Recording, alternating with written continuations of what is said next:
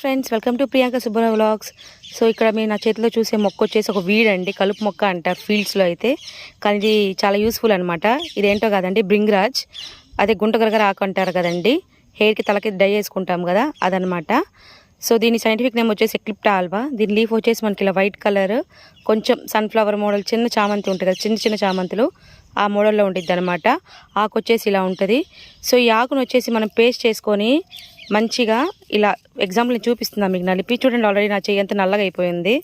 ఇలా నలిపి కానీ మనం పేస్ట్ చేస్తే హెయిర్కి పెట్టుకుంటే మన హెయిర్ న్యాచురల్ డై అనమాట. న్యాచురల్ డై వచ్చేస్తుందండి.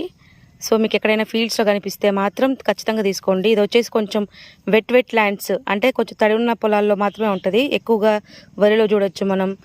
ఎక్కడైతే పొలం తడిగా ఉండిద్దో అక్కడ బాగా వస్తుందండి. సో కొంచెం తడిగా ఉండాలి. ఎండిపోయిన పొలాల్లో అయితే ఇదైతే కనిపించదు. సో ఇది కొంచెం చూడండి.